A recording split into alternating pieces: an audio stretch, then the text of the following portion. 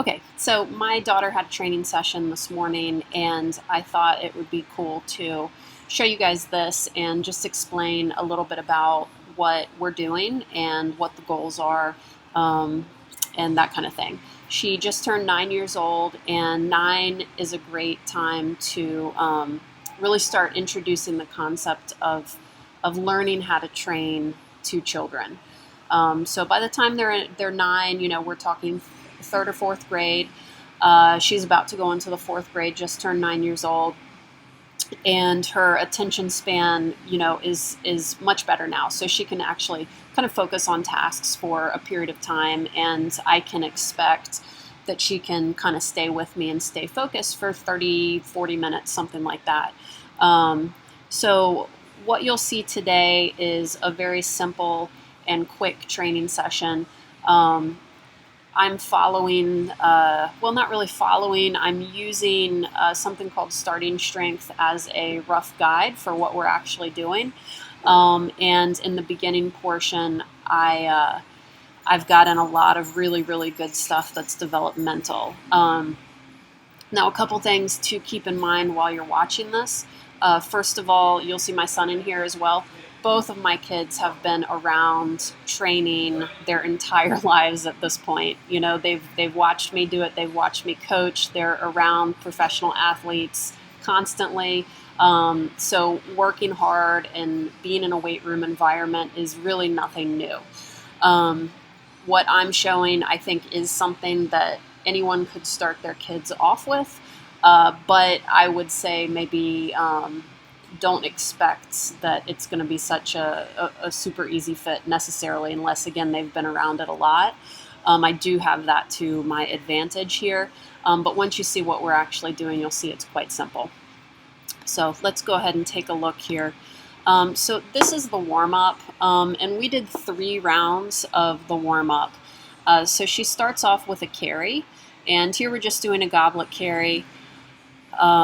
Just a nice slow walk. She'll go all the way down and then start to come back.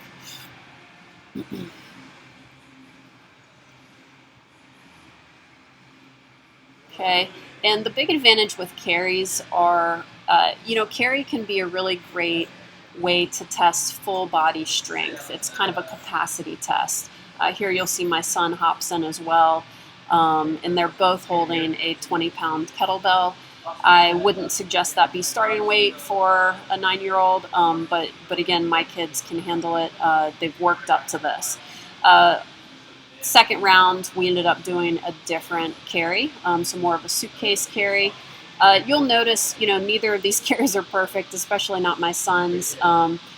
Ideally, we want to be standing nice and tall while we're doing the carry.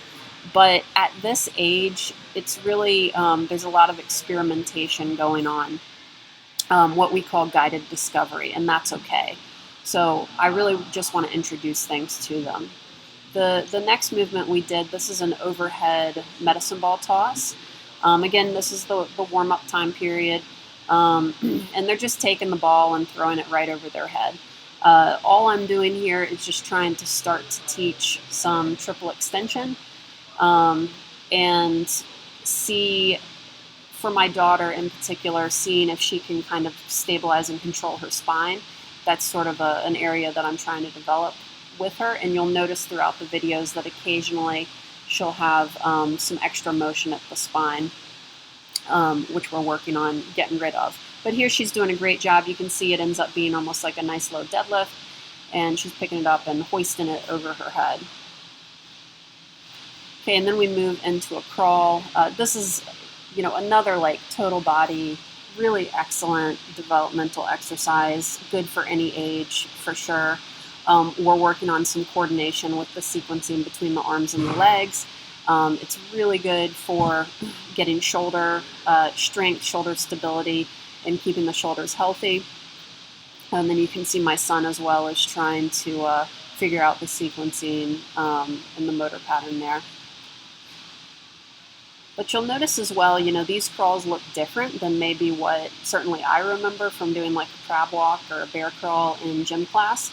And I couldn't say how they look when they do them in their gym classes, but here we're trying to teach the sequencing. That's really important, what the arms and the legs are doing. So we do it nice and slow. Okay, and then the last thing in the warm-up was a hang. And so she just gets up on the bar, and we're working on grip strength again. So the carry is also working on grip strength, which is really important for that total body strength. Okay, so moving into the actual workout here, we did a warm-up set with just body weight for the split squat, and then we ended up going into 3 sets of 5, and she's holding a 5-pound plate. So you'll see I like to get in nice and close to give her a lot of feedback, especially when we start. And you'll have already noticed there's a lot of faults in her movement patterns. Things with the knees and just sort of figuring out like how to stay stable, especially that one, right? So she looked at me because I made her laugh a little bit, and the form really, she had a tough time with it.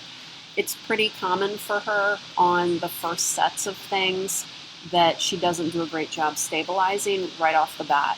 So here's our second set. I'm just getting her into where I would like the start position to be. She's often too close with her feet from front to back. So she adjusts them to where she feels comfortable.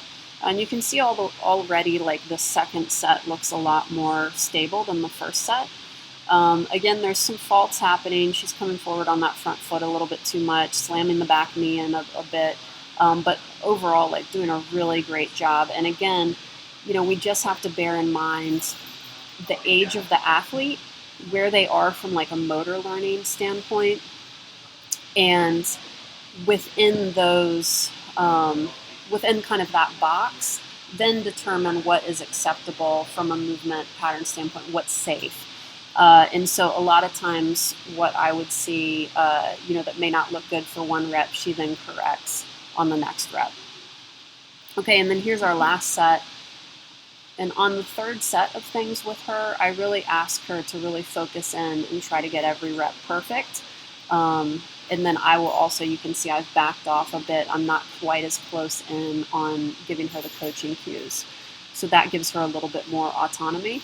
And she kind of has that opportunity to show me some really good repetitions, which she does here. You know, I was happy with this last set.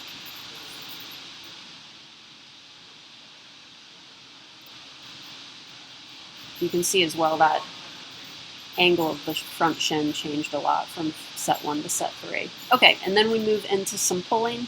So another just basic, really good exercise to teach kids when they're young, which is getting some back strength, getting some rowing strength.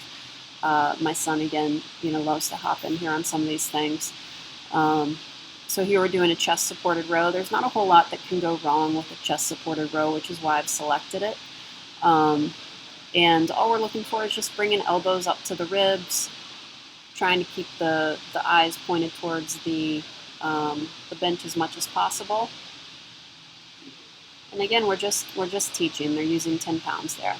Okay, last exercise we did was a kettlebell deadlift off of the sandbag. She does well with these. The kids have both learned to deadlift, you know, probably 4 years ago or so. So they do a pretty good job. Here, I'm definitely, you know, what would be unacceptable to me is if I saw motion at the spine, which, again, because they know this movement, I don't see it with her all that often. And we've used the sandbag to get it up to a level that she can definitely control pretty well. And with that, we did 3 sets of 5 with a 35-pound kettlebell. So I'm really happy with this.